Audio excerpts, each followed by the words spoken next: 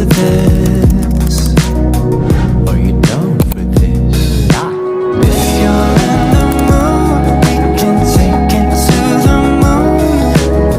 Just like a movie scene, table for two. No need to be. Oke bang, kenalin aku Yudhistira Idul Fitra dari kelas D. Nah, aku mau nanya beberapa pertanyaan nih untuk abang. Kalau boleh tahu abang namanya siapa nih bang? Nama saya Johan Peter Nebao dan kebetulan saya juga dari Prodi Pendidikan Bahasa Inggris. Salam kenal. Malah berarti kita salam kenal ya bang. Ya. Oke bang, langsung aja biar cepat ya kan. Pertanyaan pertama, abang ingat nggak waktu kecil itu cemana abang pertama kali ngomongnya itu?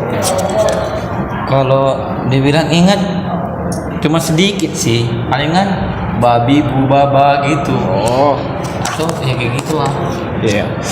Kalau gitu siapa yang ngajarkan kata itu pertama kali? Kalau waktu itu yang ngajarin, kalau kata mulai dari huruf nih yang ngajarin ibu lah ya. Oke, lanjut ke pertanyaan kedua. Bagaimana cara abang tuh ngomong dia berubah dari dulu sampai sekarang? Pasti berubah kan, dari dulu sampai sekarang kan cara ngomongnya beda tuh. Itu gimana? Kalau berubahnya sih mungkin gara faktor usia sih dan juga faktor dari dunia pendidikan karena jadi mungkin kita menerima banyak kosakata baru dari dunia luar, jadi itu disimpan dalam memori kita dan kita menggunakannya. Jadi mungkin itu faktor lingkungan juga ya, teman juga itu berpengaruh dalam bahasa kita, mungkin itu.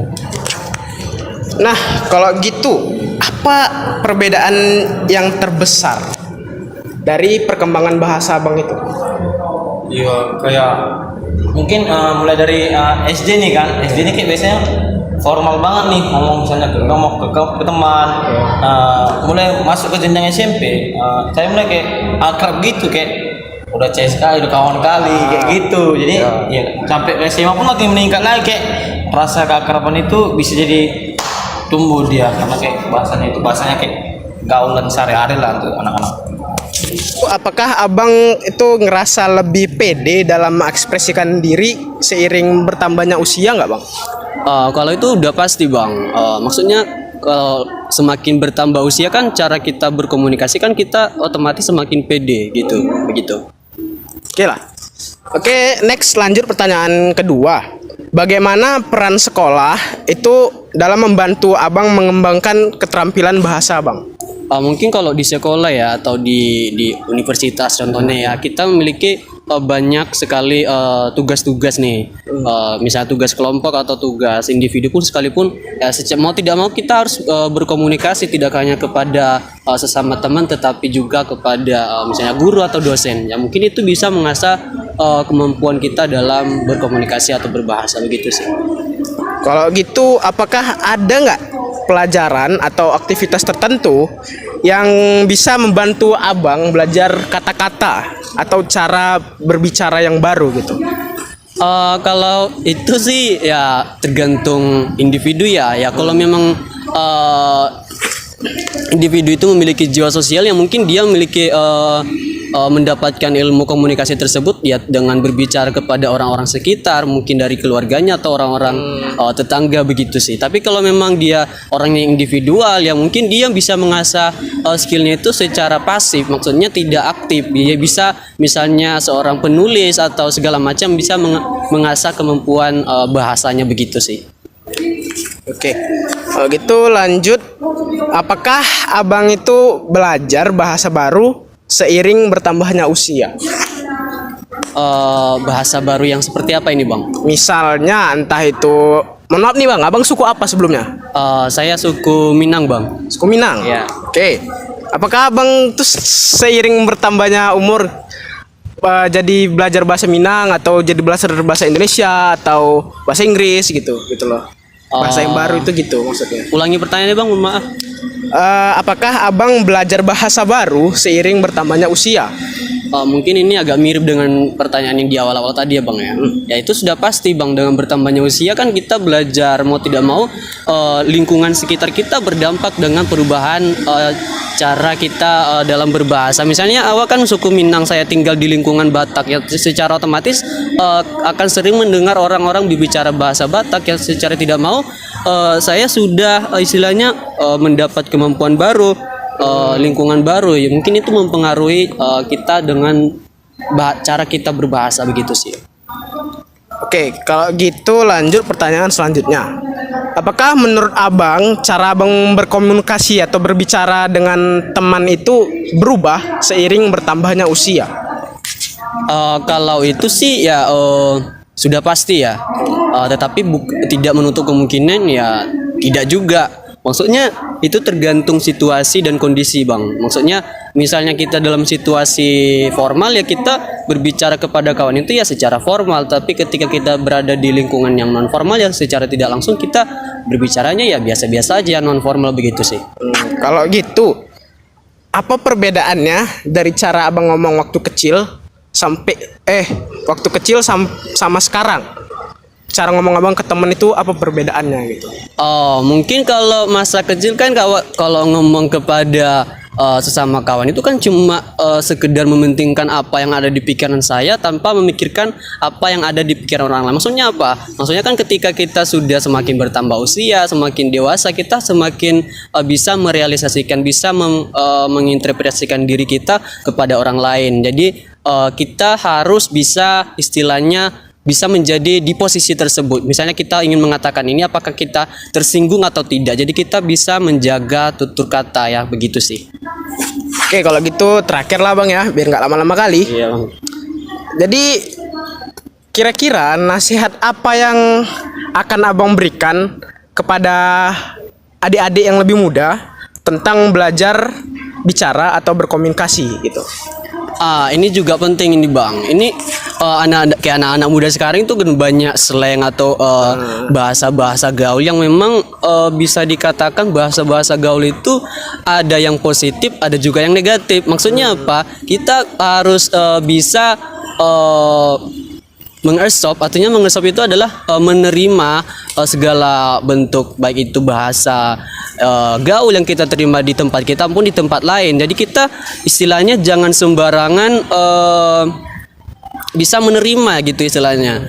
Ya it's okay to learn it. Ya nggak apa-apa kita belajar. Misalnya kita cari tahu artinya, tetapi jangan kita apply-nya di kehidupan kita sehari-hari gitu. Ya maksudnya ya begitulah bang. Oke lah bang, mungkin itu aja yang mau saya tanyakan. Makasih udah mau ikut wawancara ini. Oke, sama-sama bang. Sukses bang. Baik semuanya, perkenalkan saya Monica Dea Simarangkir, saya dari DG, kelompok 5. Dan di sini saya akan menginterview teman-teman mengenai mata kuliah saya, perkembangan peserta didik. Nah, di sini tema kami yaitu perkembangan bahasa anak.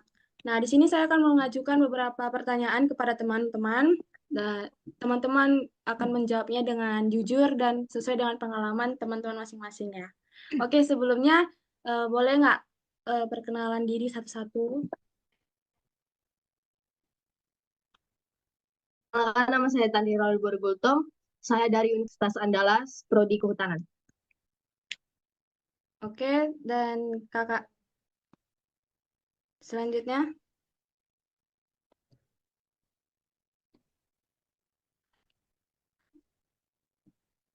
Perkenalkan, nama saya Ninta Srinove-Kaban. Saya dari Universitas Lampung, Program Studi Hubungan Internasional.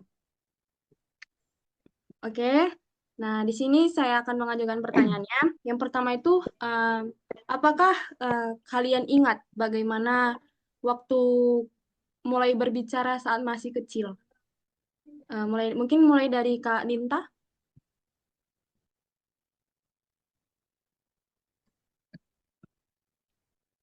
Kayaknya aku nggak terlalu ingat jelas ya, tapi orang tua aku pernah cerita kalau kata pertama yang aku ucapin itu adalah mama. Oh, bagaimana dengan Tante?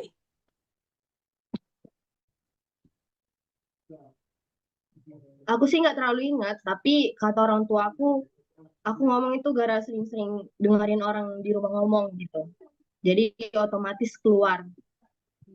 Oh. Jadi kayak istilahnya dari lingkungan keluarga lah yang pertama ya. Iya. Oke, pertanyaan selanjutnya, gimana cara berbicara berubah dari waktu kalian kecil sampai sekarang itu gimana perubahannya? Bagaimana cara berbicaranya dari waktu kecil sampai sekarang? Perubahannya gimana? Mungkin dari Kak Ninta? Kalau aku pribadi, dulu ngomongnya kayak masih cadel dan sering campur-campur bahasa, tapi sekarang udah lebih lancar dan banyak slang yang dipakai. Pakai banyak bahasa slang ya. Oke, Kak Tantri gimana? Kalau aku sih sering lebih banyak ngerti bahasa gaul sama singkat-singkatan yang dulu kayak nggak kepikiran gitu keluar dengan kata-kata itu. Jadi lebih update sama tren bahasa itu gitu. Oke, jadi istilahnya karena perkembangan zaman ya, jadi bertambahlah bahasa-bahasa singkatan-singkatan bahasa gaul. Oke, pertanyaan selanjutnya, bahasa apa yang paling Oke. sering kalian dengar di rumah waktu kecil gitu? Apakah bahasa daerah atau kayak bahasa internasional mungkin Inggris, keluarganya pakai bahasa apa? Mulai dari Kak Nenta mungkin? Karena kita tinggal di Indonesia, pastinya kita sering dengar bahasa Indonesia, tapi kadang-kadang juga campur bahasa daerah. Contohnya seperti saya sendiri, saya orang Karo, jadi kadang mama itu menggunakan bahasa. Jadi ada bahasa daerahnya juga ya. Oke, gimana kalau Kak Tantri? Apakah sama juga ada bahasa daerahnya? Eh, sama sih, tapi waktu kecil aku lebih sering pakai bahasa Indonesia. Tapi kalau lagi main keluar gitu, kayak ke tempat eh, seperti Danau Toba atau tempat yang lain-lain gitu, jadi punya berbagai pendengaran bahasa daerah gitu. Jadi masih ada etnisnya, masih ada ada budayanya lah ya tiap hari itu. Oke, terima kasih. Mungkin pertanyaan selanjutnya ya. Apakah kalian ingat tantangan tertentu yang kalian hadapi waktu belajar berbicara gitu? Masih ingat nggak gitu? Waktu kecil tuh, waktu berbicara itu ada kesulitan nggak? Ada kesulitan yang dihadapi gitu? Mungkin dari Kak Ninta?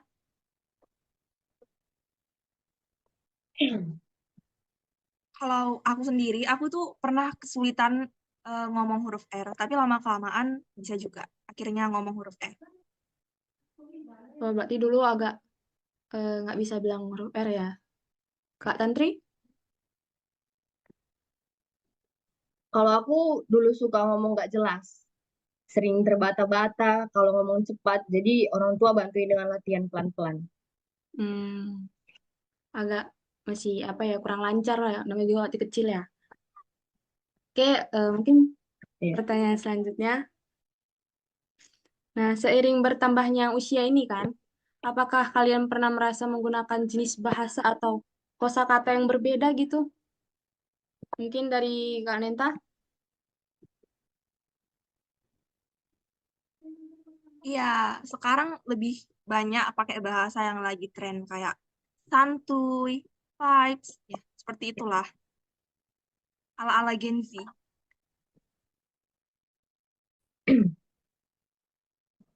Uh, Bagaimana dengan Kak Tantri? Kalau kosakata aku sekarang itu lebih luas. Dulu sih masih ya simple-simple, sekarang masih banyak kata yang lebih keren kayak gap, healing, atau gas. Hmm, ada bahasa-bahasa sekarang lah ya. Baik.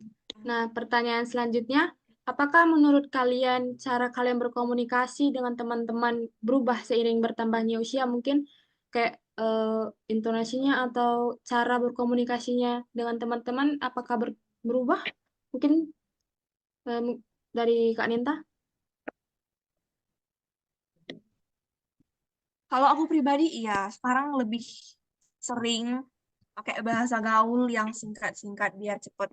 Contohnya itu kayak BTW, by the way, atau FYI, for your information, atau JK, just kidding.